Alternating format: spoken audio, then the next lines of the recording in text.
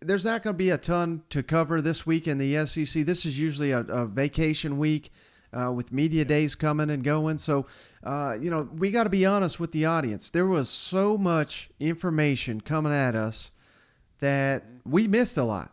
So I thought it would be a great opportunity, Shane, to just kind of rehash some of the player comments and some of the coach comments that we may have missed. And we're just going to go in order of how they went at SEC Media Day. So, right. You ready to do a SEC Media Days 2.0? Hell yeah, let's do it.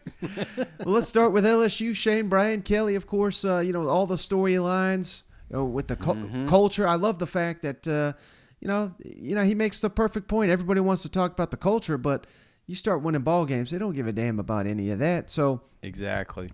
How's he building that? How's he building trust from those LSU fans that don't know anything about him just yet? And on roster construction, I mean, this is something that each and every coach is having to deal with. It's totally new in this era of college football. Let's kick it over to Brian Kelly to share his thoughts on all that. And what's the identity that you seek from this team? Yeah, I think we learned a little bit about our team in the spring, but I think more than anything else is just since January up till today, they have done everything we've asked them to do. It's not been easy, to get them to think the right way, the right habits of winners. Clearly, it had slipped a little bit, and to on a day-to-day basis to be forced to have a standard that they weren't clearly used to is difficult. And I am so proud of the way that they have been sticking to that standard on a day-to-day basis. It tells me that this group will fight hard for 4 quarters. And as a football coach, that feels pretty good. Coach, on your left, fourth row. Hey, Coach. Jordy Collada from WAFB. Can you explain the challenges of roster management and rebuilding of what you took on from December up until this point? How long do you have? Yeah, right. Yeah, I mean, so you need to attack every situation a little bit differently. Every job that I've had has had different unique situations. This one was unique. It was one that we needed to address immediately with experienced players. And so we were intentional about the transfer portal in that we didn't want to bring in guys that would create more issues. We wanted guys that had, first of all, a love for LSU. And so we attracted a lot of guys that were originally from the state of Louisiana and had a passion for wanting to play at LSU. The second thing is we wanted SEC players if we could get them. If not, they needed to be the very best at their level. And so they were all Americans or they were the best at that position. And then I think the third thing is that they immediately had to have the traits that we were looking for. They had to be guys that when we talked to their coaches that were the best character traits, attention to detail, all those things. That was first. Second, do a great job of recruiting freshmen in a very, very short period of time with an eye towards specific needs by position. And don't create any more open, wasted opportunities at position groups. Guys that are going to be in the program for the 4 years. We had too much attrition, and a lot of that was based upon poor academics. So we wanted strong students. That was first and foremost. Then develop the players that we had on campus. And that's kind of what we've been doing since we got there. Second row. Hey, Coach, Jesse Symington on 3. You mentioned earlier today about how trust is a two-way street, and that was kind of in terms of you and the players and being a new coach at a new program. In a similar vein, how do you kind of build that with a fan base that does kind of come with so much expectations and the noise that kind of came with your hire? What have you kind of done in the last 7 months to kind of build that trust, and what does that look like maybe a year from now as well? I think the 23 class is a transition class for us that we started a little bit late, but I think we've made some great progress. I think trusting that we're going to recruit really well in 23, 24, and 25. I think you start there that, okay, they're going to recruit well, and I think you start with that. So they can start to look at this football team is going to bring in an influx of talented players. Then I think the next thing is the eye test is really important in year one. You've got to be able to look at the football team that we're putting on the field in year one with a number of different moving parts. Other words, freshmen that are going to have to play, transfers, and look at it and say, wow, this team is well coached, it's disciplined, it plays for 4 quarters. They may be a little bit short here, they may be a little bit inexperienced here, but wow, is this going to be a good football team? So we've got to pass the eye test because Louisiana State University fans are like many others. They're smart. They know what good football looks like. If we go out there and we're sloppy and we're disconnected and we're not well coached, then we get what we deserve. All right, Shade. So again, I mean, this is a guy that, I think you get the sense he didn't come into this trying to be a quote machine. He was trying to get out of there. He was already a quote machine with his dancing and his family and all this. So it seemed like he was trying to avoid all that and get a little bit more serious here, don't you think? Yeah, and I love his comments. You can see the precision in his voice. He realized he was behind the 8 ball when he got down there. There's only so much you can do. So each move that you make has to mean something, has to be beneficial for this university. Mm-hmm. And that's what I like. I compare him and Coach O like surgeons. Coach O was a surgeon in the 1800s. You take a shot to the leg, he cuts your leg off. That's what he does to save your life. Brian's more of a today surgeon. He's going in there. He's not only going to save that leg, but he's going to make sure you walk normal for the rest of your life. It's not pretty. It's not glamorous. It's not something you want to watch on YouTube, but this is a coach that is going to build this program the right way. He's successful everywhere he goes, Mike. I mean, everywhere. He's like Midas. Everything he touches turns to gold. And now he has an opportunity to do it with SEC talent. It's not going to happen immediately, brother, but there's going to be a game or two this year that sneaks up and you're like, oh, shit, LSU is legit. They do have – and it's not that they have excellent players on this roster right now. It's that Brian Kelly is going to get these kids in opportunities to be efficient. Sometimes that's one word that we don't talk enough about in college football is efficiency.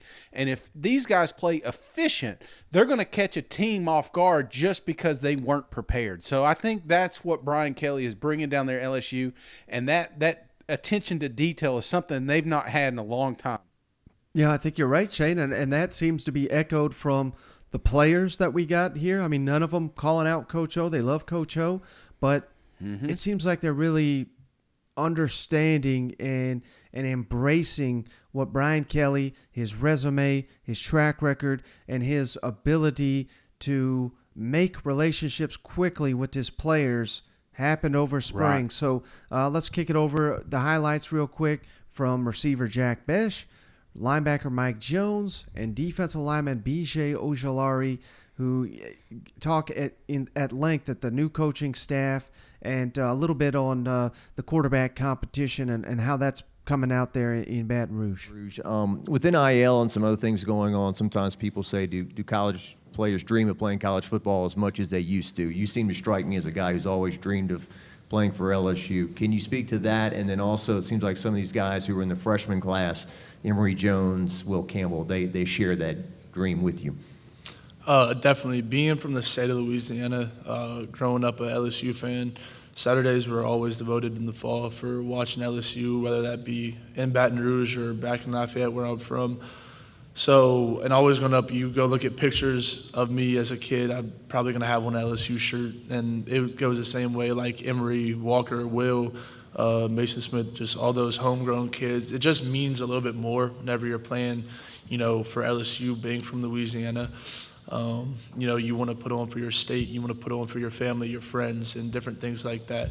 So it's been just awesome, being able to play here at LSU. Jack, you were there for Coach O last season. This year you have Brian Kelly, who is people consider him more of a CEO. Have you seen kind of the transition from that?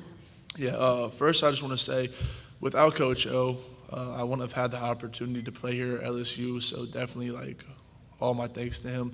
But yeah, Coach Kelly, he does everything very specifically. He's moving chess pieces. Everything he does it for a purpose, and he knows that once he does one thing, he knows what the outcome is going to lead to. So yeah, definitely very strategic in everything he does. Just like the staff he put together. Like, there wasn't one coach he just got to fill the spot. It was a very strategic move, and he knew what he wanted and what he was going to get out of those coaches once they got here. You guys, and it's a team that is usually talented at that position. What can you tell us about your position mates at wide receiver this year? Yeah, our wide receiver room is stacked, and we're headed by one of the best wide receiver coaches in college football, with that being Coach Hankton and Coach Carter. Yeah, our wide receiver room, you could put on a blindfold, put all the names in the hat, pick a name out the hat, and, that person is destined to go off. There's nobody in that room that's even close to being just average. Everybody in that room is a very good football player, a very good athlete, route runner, and then on the mental side, knowing the defenses and everything like that. But what I think is going to elevate us is, like I said, is our coaches. Coach Hank, he's taught us so much about on the field things, obviously, but also about just off the field stuff, just how to be a man and how to take accountability for all the decisions you make, even if it might not be a good one, just to take accountability for it and to learn from your mistakes. Mike, what's going to be the defensive scheme this year? What's a little bit different with the new coaching staff, and what's the identity you're looking for, you individually and your team? I would say the biggest difference with our team this year defensively is, we're really multiple. We've got plenty of talent. We got a lot of talent, and so, we can do a lot of different things, show a lot of different looks, and I know Coach House is going to have a great plan. When it comes to identity, Mike Jones, my biggest goal for this year is just to go out there and play my best football. I know if I can go execute, to the level that my coach is going to have me execute, everything's going to handle itself. And for a defense first, Coach House's big thing is Tigers run. And so, we're trying to get back to that LSU style of football. We're going to run fast, and we're going to hit, we're going to be physical, and we're going to tackle, and that's who we're going to be. That's going to be our standard, and I'm sure we'll meet it. Mike, when Coach Kelly was first hired, a lot of people said it was a quirky fit, guy from the north coming to the south. Mm-hmm. Jack Best just described him as the perfect fit. What are your thoughts? I think, when you look at LSU 5-10 years down the road, I feel like there wasn't a better or more perfect hire than Coach Kelly. His track record speaks for itself. If you want guys that are going to win, you want to be one of those consistent programs that are constantly, at the top of college football every year. Who else can do it better than the guys who have been doing it? And just seeing the way that he carries himself, his expectations, the way that the things that he demands from us, just their process on how to prepare and get ready for a season, it translates to the success, and I've been around some good teams throughout my time, and Coach Kelly's kind of been the thing that's made me realize that maybe all good teams do things the same. What have you learned from Coach House so far? And also, we talked about the season opener against Florida State. Last time you were in the Dome, you were wearing the wrong colors, should I say. You weren't very successful there. Kind of, what's your takeaway of kind of your expectations for that weekend? Yeah, absolutely. I've learned a lot from Coach House.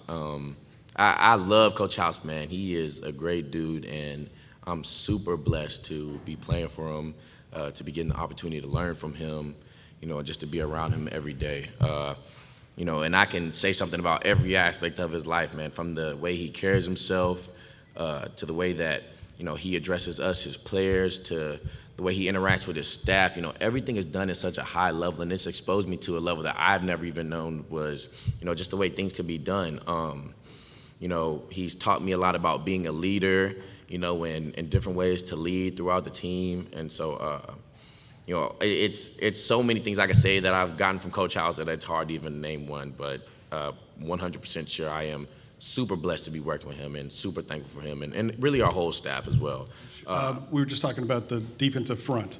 Could you kind of elaborate on the guys? Obviously, it should be a strength You guys have a lot of different guys, a lot of different body types that can do different things. Just how well are you all meshing, and how excited are you for this opportunity this year? I'm so excited for this opportunity. We got a lot of guys that are coming back. Ali Gay, he's one of my favorites. Defensive end, great leader. We got Mason Smith, Jaquelin Roy. We got great additions from the transfer portal. Makai Wingo, he's meshing well with all of us. And, you know, Coach Kane, he does a great job just implementing his style of coaching with us. And I think we mesh well as a group, and we're still creating that good D-line chemistry. BJ, what has your defensive coordinator asked you to do differently this season, and what about the entire defense? What might be different? Yeah, Coach House, he's implementing a lot of new things. You're going to see a lot of new things from the defense end. Me personally, I'm going to be, you know, still having my hand in the dirt, still standing up a little bit, but I'm going to be able to do whatever they ask of me, just being as versatile as I can. What can you tell us about Jaden Daniels and what you've seen so far from the new quarterback for LSU from Arizona State, who is competing to be the starter? And if he were to win the job, what do you think he would bring to the offense this year? Yeah, I love Jaden, man. He's a great guy. He came in, meshed well with the locker room. He has a great arm. He's very elusive and has speed. So I think he's going to bring that elusive, you know, be able to get away, move out the pocket type of offense to LSU if he does win the job. But I feel like all 4 quarterbacks that are in the competition are qualified to take LSU where we need to go. All right, next, Shane, Ole Miss again, Lane Kiffin.